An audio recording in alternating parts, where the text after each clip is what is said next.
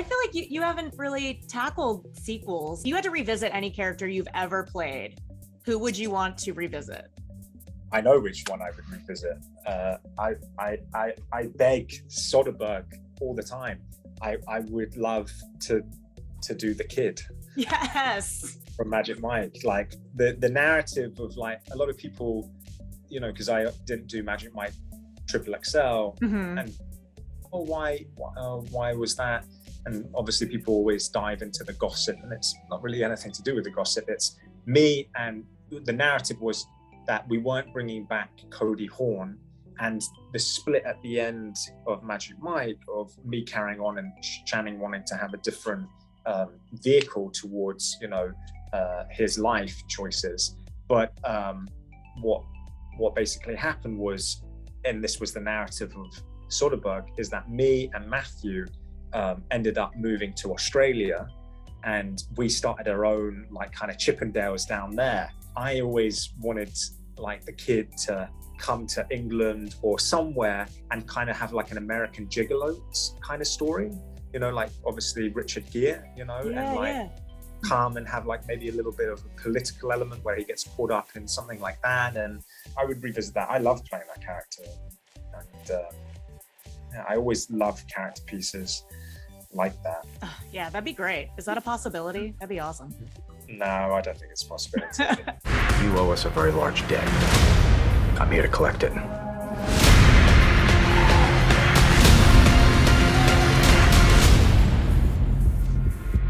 Collection out September 17th, starring the lovely Alex Pettyfer, and you play Brandon, who I'll let you describe who he is, because he's in this like seedy world of debt collection. How would you describe him? He is a gentleman that is dealing with some trauma. Unfortunately, has had some tragedy in his life, and he's created this company, this debt collecting company, that has become a very tumultuous environment for him. But he's numb to it, and kind of is in this pattern of behavior of just wake, work, sleep. And then he falls in love. And falling in love, his complete psyche changes in the way he views the world, and there's almost this fresh start for him, or this fresh new opportunity for a different life.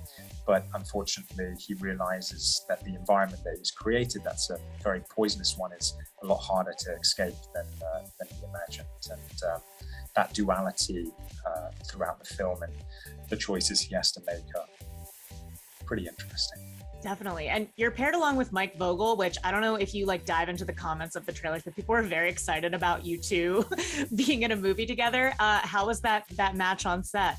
Mike is a gentleman and a family man, and just so inspiring to work with as far as a creative. He's so invested into the work, and Mike was definitely someone that I met that I had synergy with, and I was so grateful to work with him. And he has this veteran feel, not because he's an old man, he's young and handsome and very talented, but just from the way he carries himself on set, you know, it's very inspiring. And for me, I love to learn from people that I work with, and watching how he conducts himself on set and just how he invests in the work was, as I said, very inspiring. So we got on great.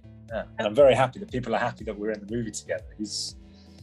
I was very happy that he came on board. Yeah, and you're talking about how, like, you know, you kind of learn something from every job, and I feel like as we grow, we kind of look for different things within jobs. So what do you look for in roles nowadays, and what was present in the role of Brandon that kind of caught your attention? I think that what was present for me on the page, in the script, was the duality of a character, of coming to terms with the environment that he's created. You know, I think self-recognition, you know, and understanding that we're responsible for our cause and effect.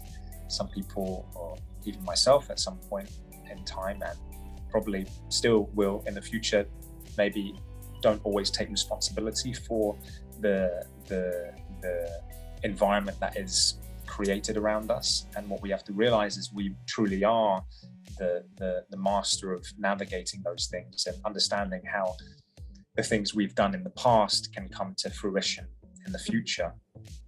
And I found that interesting with a man that, you know, had created this environment, this poisonous environment, you know, is awakened and realizes this. And that was a really interesting thing for me to go on an arc with that character. What number am I? 7? 5? I'm number 4. I don't know if you know this, but it's a pretty landmark year for you in terms of like anniversaries, because it's the 10th anniversary of I Am Number 4. And Is it? Yes. Oh my, wow. Does it feel like it's been 10 years? Wow. Yeah, I mean, wow, 10 years. That is a, yeah. There was such a love of that and such a fan drive for, you know, more of those movies, a sequel. I know. I wish we could have made a sequel to I Am Number 4. I really loved making that movie, and you had Steven Spielberg as a producer, you had Michael Bay as a producer, DJ Caruso, but I think they tried something on that movie, and I'm being very honest, where the book, which was written by Picadus Law, which was James Fry, basically, they tried like some really interesting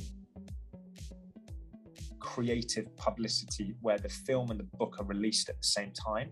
Mm-hmm. I think that at the time DreamWorks had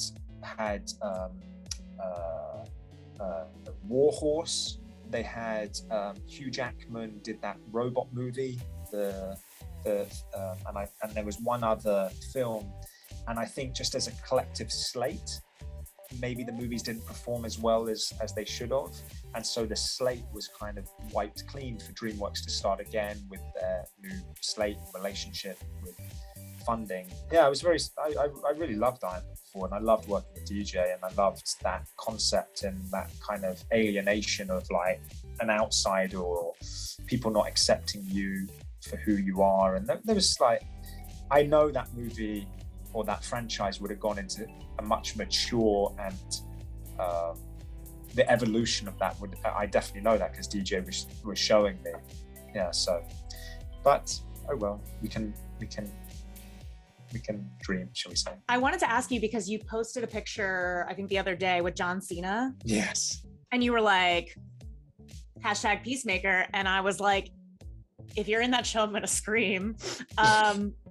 What was that about? Are you two working together? What's happening? What is that? No, we're not working together. No, I am a huge fan of John, and he is a gentleman, and he is so talented.